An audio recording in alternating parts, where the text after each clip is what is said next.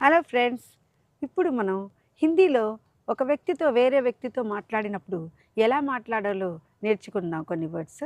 మీరు నాతో పాటు ఫాలో చేస్తూ ఉండండి మా వీడియోస్ని. Hindi common communication sentences. आप कहाँ जा रहे हो? आप आप आप आप कहाँ जा रहे हैं? आप कहाँ जा रहे हैं? Where are you going? आप कहाँ जा रहे हैं? Where are you going?